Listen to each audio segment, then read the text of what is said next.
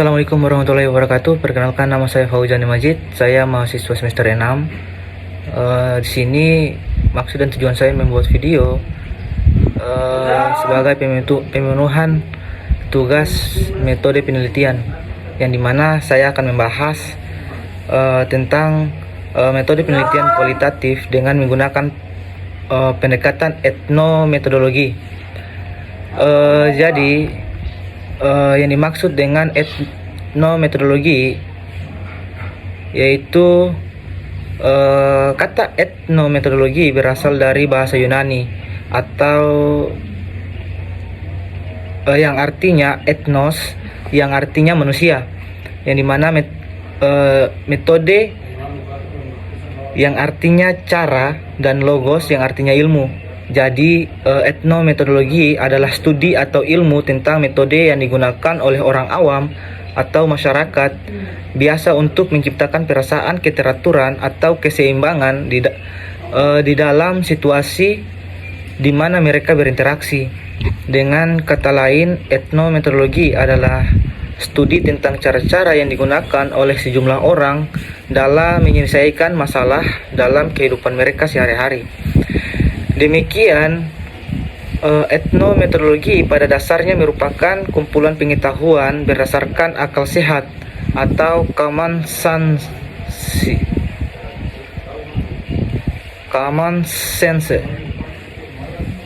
dan rangkaian prosedur dan pertimbangan metode yang dengannya masyarakat dapat memahami, mencari, dan bertindak berdasarkan situasi di mana mereka menemukan dirinya sendiri. Teori etnometodologi ditemukan oleh seorang sosiologi Amerika Serikat yang bernama Harold Garfinkel di akhir tahun 1940. Teori ini diakui menjadi teori yang sistematis setelah diterbitkan karyanya yang berjudul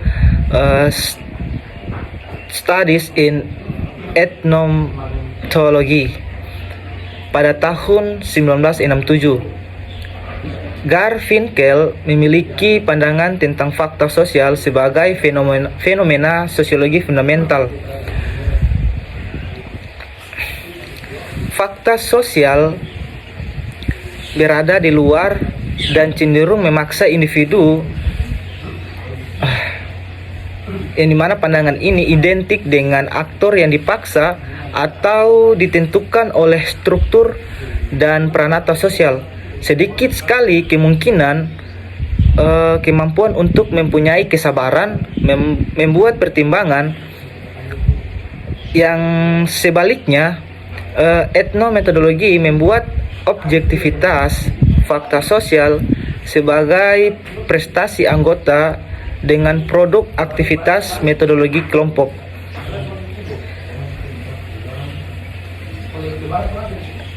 Dengan demikian, etnometodologi memusatkan perhatian pada organisasi-organisasi kehidupan sehari-hari. Maka etnometodologi bukanlah sosiologi makro. Etnometodologi memiliki 3 dasar asumsi. Di antaranya yang pertama yaitu kehidupan sosial pada dasarnya tidaklah pasti atau tidak menentu. Dan yang kedua yaitu aktor tidak menyadari. Dan yang ketiga itu aktor memiliki kemampuan yang dibutuhkan untuk membuat tampak sebagai tempat yang teratur. Untuk pengertian etnometodologi menurut beberapa ahli, menurut Heritage pada tahun 1984, ia mengemukakan bahwa etnometodologi merupakan kumpulan pengetahuan berdasarkan akal sehat dan rangkaian prosedur dan pertimbangan atau metode yang dengannya masyarakat bisa dapat memahami, mencari tahu, dan bertindak berdasarkan situasi di mana mereka menemukan dirinya sendiri. Dan yang kedua, Garfinkel pada tahun 1991 mengemukakan teori etnometodologi yang dimana ia membicarakan objektivitas fakta sosial sebagai prestasi anggota sebagai produk aktivitas metodologi anggota. Garfinkel melukiskan sasaran perhatian etnometodologi sebagai berikut, yang dimana yaitu realitas objektif fakta sosial bagi etnometodologi adalah fenomena fundamental sosiologi karena merupakan setiap produk masyarakat setempat yang diciptakan dan diorganisir secara alamiah terus menerus. Prestasi praktik selalu hanya pasti dan menyeluruh, tanpa henti dan tanpa peluang menghindar, menyembunyikan diri, melampaui dan menunda. Dan untuk ahli yang ketiga yaitu ada Hilbert pada tahun 1992. Beliau menyatakan bahwa pakar etnometodologi tak memusatkan perhatian kepada aktor individual, tapi lebih pada anggota. Namun anggota tidak dilihat sebagai individu, tetapi lebih semata-mata sebagai aktivitas keanggotaan praktik cerdik untuk menciptakan apa yang menurut mereka merupakan struktur organisasi berskala luas dan struktur personal atau interaksional berskala kecil. Jadi, pakar etnometodologi tak tertarik pada struktur mikro dan struktur makro, akan tetapi mereka memusatkan perhatian pada praktik cerdik yang menghasilkan pemahaman tentang kedua jenis struktur itu. Garfinkel dan pakar etnometodologi lainnya memusatkan perhatiannya kepada cara baru dalam memahami struktur baik mikro maupun makro yang sejak lama sudah menjadi sasaran perhatian. Saya akan mereview satu jurnal yang dimana menggunakan pendekatan penelitian kualitatif yang menggunakan pendekatan etnometodologi. Judul dalam jurnal itu, jurnalnya yang berjudul praktik akuntansi penjualan di pasar tradisional Gorontalo yang menggunakan studi etnometodologi Islam. Di sini yang menjadi motivasi si peneliti untuk meneliti